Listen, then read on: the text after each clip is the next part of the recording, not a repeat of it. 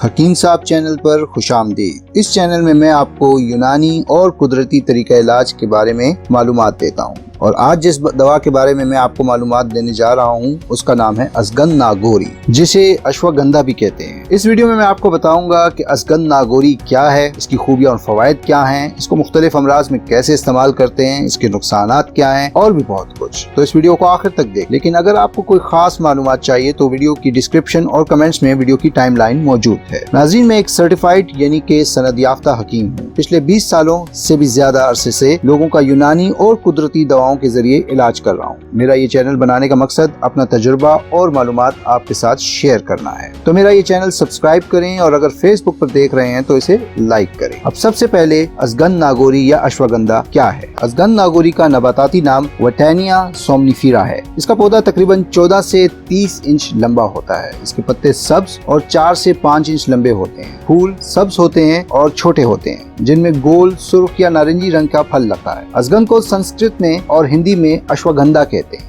اشوا کا مطلب ہے گھوڑا اور گند کا مطلب ہے بو، کیونکہ اس کی جڑوں سے گھوڑوں کی مانند سی بو سی آتی ہے۔ لیکن کچھ لوگوں کا خیال ہے کہ اسے اشواگندھا اس لیے کہتے ہیں کہ اس میں گھوڑوں جیسی طاقت بھی موجود ہوتی ہے، یعنی کہ اس کو کھانے سے انسان میں گھوڑوں جیسی طاقت آ جائے۔ اس کی جڑوں کا رنگ زردی مائل سفید ہوتا ہے اور یہی زیادہ تر دواؤں میں استعمال ہوتی ہے۔ ہندوستان میں ناگوار کے علاقے میں سب سے زیادہ بہترین ازگند پائی جاتی ہے، اسی لیے اسے ازگند ناگوری بھی کہتے ہیں۔ اس کا ذائقہ تھوڑا سا تلخ، تھوڑا سا میٹھا، اور لیکن اس کی بو کافی تیز ہوتی ہے۔ خوبیاں اور فائدے۔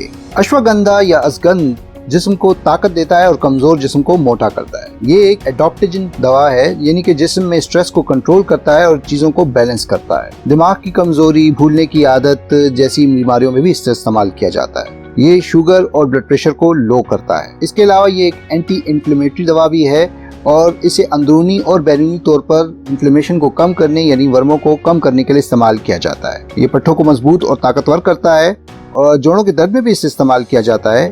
اس کے علاوہ خواتین اسے حیض کی بے قاعدگی کے لیے بھی استعمال کر سکتی ہیں۔ جریان اور اعتلام میں بھی یہ مفید ہے۔ اب دیکھتے ہیں کہ اسے مختلف بیماریوں میں استعمال کیسے کرتے ہیں۔ طاقت اور صحت کو قائم رکھنے کے لیے اس کے لیے جو آپ کو چیزیں چاہیے ہوں گی وہ یہ ہیں: ازگند 2 تولہ، سدگلو یا گرج جسے انگلش میں گلوئے بھی کہتے ہیں 2 ماشا یعنی کہ 2 گرام، اور اس کے علاوہ پیپلی یا فلفل دراز جسے انگریزی میں لانگ پیپر کہتے ہیں 2 ماشا، اور دیسی گھی جسے انگریزی میں کلیریفائڈ بٹر کہتے ہیں، یا شہد حسب ضرورت۔ اوپر کی 3 دواؤں کو پیس کر چھان لیں اور اس کو گھی یا شہد کے ساتھ حسب ضرورت روزانہ صبح استعمال کریں۔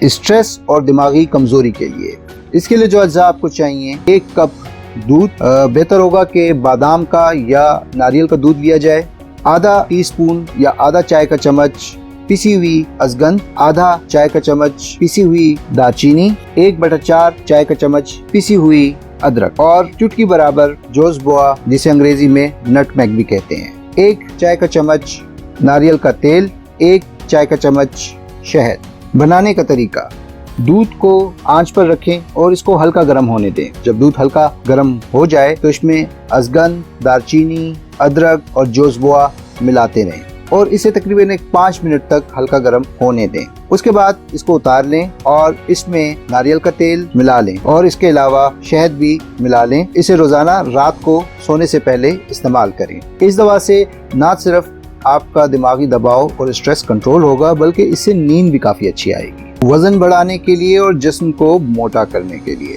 اس کے لیے جو اجزاء آپ کو چاہیے وہ ہیں: ازگند 100 گرام پسا ہوا، خشک ادرک پسی ہوئی 100 گرام، گڑ پسا ہوا 100 گرام۔ اس کے علاوہ 1 گلاس دودھ تقریباً 250 ml۔ ان تمام پسی ہوئی دوائیوں کو پہلے آپس میں ملا لیں اور اس میں سے 1 بڑا کھانے کا چمچ دودھ میں ملائیں۔ اب اس کو گرم کرنے کے لیے رکھ دیں اور ابلنے دیں، اتنا کہ یہ آدھا رہ جائے، اتنا کہ دودھ آدھا رہ جائے اور گاڑھا ہو جائے۔ روزانہ یہ دن میں 2 دفعہ استعمال کریں، صبح نہار منہ اور رات کو سونے سے پہلے۔ اس سے وہ لوگ خاص طور پر مستفید ہو سکتے ہیں جن کا جسم بہت پتلا ہے اور جسم میں طاقت نہیں ہے۔ یہ جسم کو موٹا کرتا ہے اور خوبصورت کرتا ہے۔ جوڑوں اور پٹھوں کے درد کے لیے ازگند 3 ماشا، سرنجان 1.5 ماشا۔ تیار کرنے کا طریقہ: دونوں کو پیس کر چھان لیں اور صبح شام 1 چھوٹی چمچ ہلکے گرم پانی کے ساتھ روزانہ استعمال کریں۔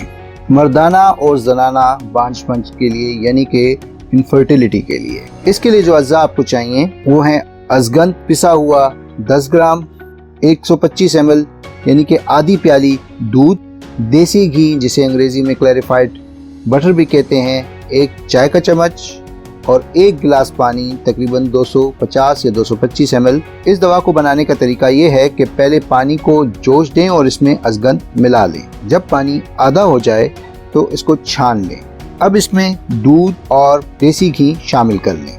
इस दवा को रोजाना सुबह खाली पेट इस्तेमाल करना चाहिए। ये दवा मर्दों और औरतों दोनों के लिए यकसा मुफीद है और बांझपन का एक बहुत पुराना और कारामद नुस्खा है। साइड इफेक्ट्स या नुकसानात, अमूमन मैदे के अमराज में जैसे कि खास तौर पर अल्सर के लिए या मैदे के जख्म के लिए ये काफ़ी नुकसानदेह है। इसके अलावा वो ख़वातीन जो हमल से हों या वो ख़वातीन जो बच्चों को दूध पिला रही हैं वो भी इसे इस्तेमाल ना करें। वो लोग जिनकी शुगर लो रहती है या ब्लड प्रेशर लो रहता है या वो कोई ऐसी दवा इस्तेमाल कर रहे हैं जिससे शुगर या ब्लड प्रेशर लो हो जाता है, बेहतर है कि वो अश्वगंधा का इस्तेमाल एहतियात से करें। बदल या अल्टरनेटिव, कुछ अमराज में अगर अश्वगंधा ना मिल रही हो तो बहमन सफ़ेद भी इस्तेमाल की जाती है। मुसले, मैदे के अमराज खासतौर पे अल्सर में इसको गोंद कतीरे के साथ इस्तेमाल करना चाहिए। मिजाज, अजगंध का मिजाज गर्म 3रे दर्जे में, खुश्क 3रे दर्जे में।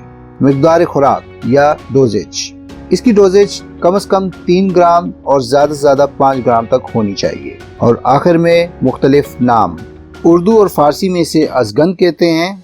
लातीनी या नबाताती यानी कि बोटानिकल नेम इसका वितानिया सोमनिफेरा है। अंग्रेजी में इसे विंटर चेरी या पॉइजन गूसबेरी या इंडियन जिनसिंग कहते हैं। हिंदी और संस्कृत में इसे अश्वगंधा कहते हैं और चीनी में इसे कहते हैं नानफी जू जॉय। मुझे कमेंट्स में ये ज़रूर बताइए कि आपको अश्वगंधा का कौन सा इस्तेमाल सबसे ज़्यादा पसंद आया। उम्मीद करता हूँ कि ये वीडियो आपको पसंद आई होगी, तो मेरा चैनल सब्सक्राइब करें, वीडियो को लाइक करें, कमेंट करें, शेयर करें और घंटी को क्लिक करना ना भूलें। खुश रहें और सेहतमंद रहें। शुक्रिया और अल्लाह हाफ़िज़।